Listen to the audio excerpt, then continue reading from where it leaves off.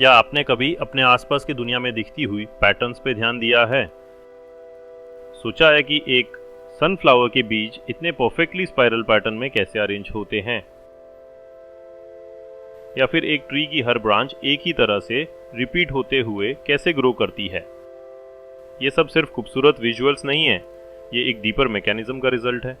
ब्रह्मांड में सब कुछ नंबर्स पे निर्भर होता है। सभी नेचर फॉर्म में मैथमेटिकल पैटर्न्स अरेंज होती हैं, जैसे फिबोनाची सीक्वेंस। ये एक नंबर पैटर्न है, इसमें हर नंबर पिछले दो नंबर्स का सम होता है।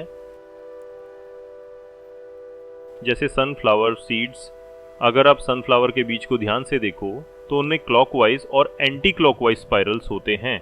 इनका काउंट होता है 36 और 55, दोनों फिबोनाची नंबर्स। फिर लीफ अरेंजमेंट, लीव्स एक स्टेम पे एक स्पेसिफिक एंगल पर ग्रो करती हैं, अप्रॉक्सिबल 137.5 डिग्री एंगल पे, जिसे कहते हैं गोल्डन एंगल।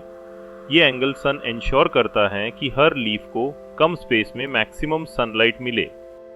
फिर है गोल्डन रेशियो, नेचर का एक सबसे मिस्टीरियस और मैथमेटिकली सिग्निफिकेंट नंबर है। ये इर्रेशनल नंबर है, डेसिमल कभी रिपीट नहीं होता, इसे हम फी कहते हैं।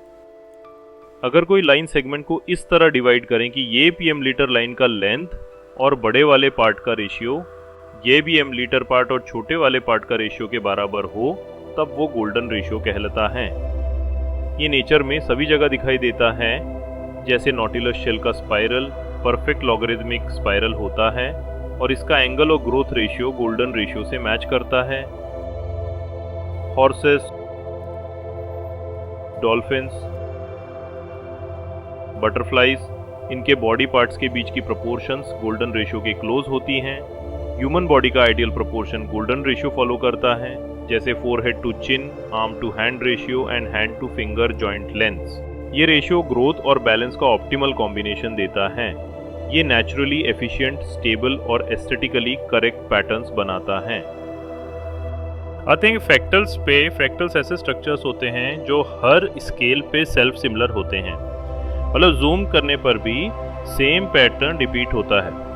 ये भी नेचर में इक्वली दिखाई देता है, जैसे tree, lungs, reverse and blood vessels. ये नॉन इंटीजर डायमेंशन होती हैं, जितना ज़्यादा कॉम्प्लेक्स उतना ज़्यादा फ्रैक्टल डायमेंशन।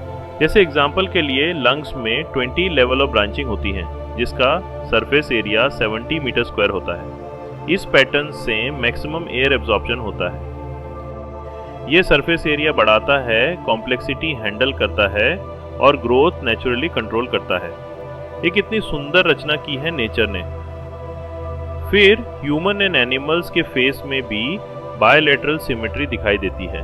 अगर किसी ऑब्जेक्ट को एक straight line called axis of symmetry के अलोंग इस तरह डिवाइड किया जा सके कि दोनों पार्ट्स एग्जैक्ट मिरर इमेज हों, तो उस ऑब्जेक्ट में बायलैटरल सिमेट्री होती है।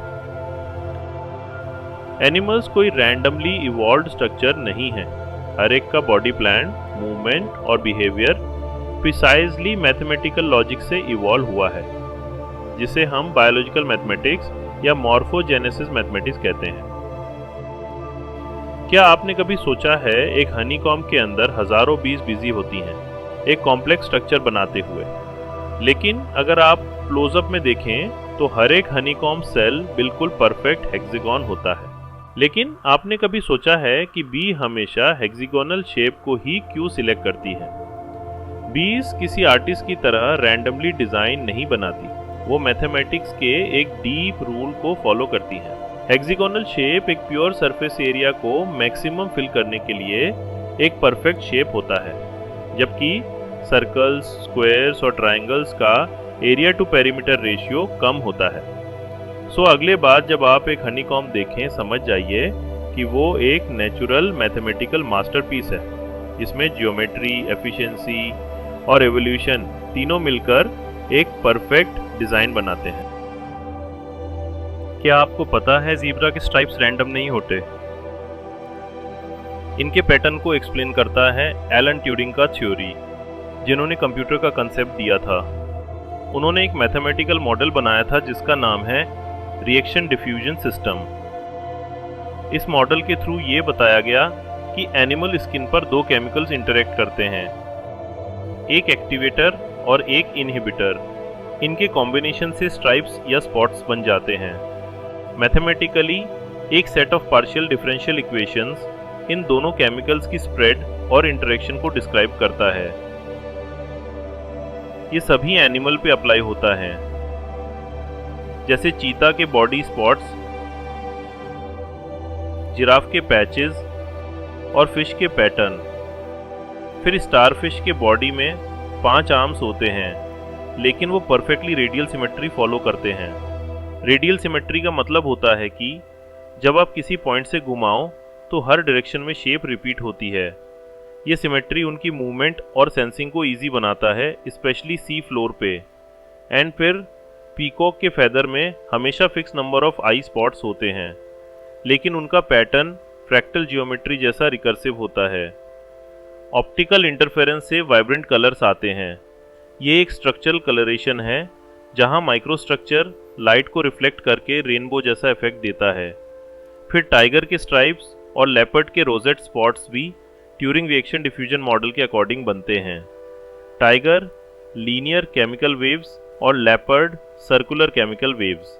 रिसर्च बोलती है कि इन पैटर्न्स का फंक्शन होता है एम्फ्लेज और स्पीसीस्टिंग आइडेंटिफिकेशन। आपको लगता होगा कि बर्ड्स, शार्क्स और हनी बीज का मूवमेंट काफ़ी रैंडम लगता है, लेकिन वो एक्चुअली फॉलो करते हैं Levy flight pattern, a type of random walk with occasional long jumps. ये मूवमेंट मैथमेटिकली एफिशिएंट होती है जब प्रे या फूड अनइवनली स्प्रेड हो। ये एक प्रोबेबिलिटी बेस्ड मॉडल है जहां मोस्ट स्टेप्स शॉर्ट होते हैं and few steps very long होते हैं, और इन स्टेप्स का डिस्ट्रीब्यूशन पावर लॉ फॉलो करता है, जब प्रोबेबिलिटी के डिस्ट्रीब्यूशन के कारण उनका खाना ढूंढने का टाइम कम हो जाता है। एग्जाम्पल के लिए एक हनी बी जब फ्लावर्स ढूंढती है तो वो ज़्यादातर आसपास के फ्लावर्स पे जाती है, लेकिन कभी कभी बहुत दूर एक नए फ्लावर पैच के लिए जंप करती है, जिससे खाना ढूंढने की प्रोबेबिलिटी बढ़ जाती है। और यही same pattern sharks and birds भी फॉलो करती है। ये सब एग्जाम्पल्स सिर्फ इस बात का प्रूफ है कि मैथमेटिक्स कोई मैनमेड इन्वेंशन नहीं है, बल्कि ये यूनिवर्स का एक इनहेरेंट फैब्रिक है। हर लीफ का शेप, हर शेल का स्पाइरल, हर एनिमल का बॉडी पैटर्न किसी न किसी मैथमेटिकल लॉजिक का आउटपुट है। ये अंडरस्टैंडिंग सिर्फ एक इंटेलेक्चुअल क्यूरियोसिटी नहीं है, बल्कि एक टूल है। नेचर कभी भी रैंडमली काम नहीं करती। उसका हर स्टेप, हर पैटर्न, हर स्ट्रक्चर, चाहे जितना भी क्योटिक दिखे, उसके पीछे एक अंडरलाइंग मैथमेटिकल ऑर्डर होता है। और अगर हम इस पैटर्न को देखना और समझना सीख लें तो न सिर्फ हम नेचर को बेहतर समझ सकते हैं, बल्कि खुद अपनी थिंकिंग और क्रिएटिविटी को एक नए लेवल तक ले जा सकते हैं। Mathematics in nature is not about solving equations, it's about understanding how reality is build. अगर आपको ये वीडियो वैल्यूएबल लगा हो, थैंक्स फॉर वॉचिंग, तो एक लाइक ज़रूर करो, अपने साइंस लविंग दोस्तों के साथ शेयर करो और चैनल को सब्सक्राइब करो ऐसे ही रियल साइंटिफिक एक्सप्लेनेशन वीडियोस के लिए। Thanks for watching video.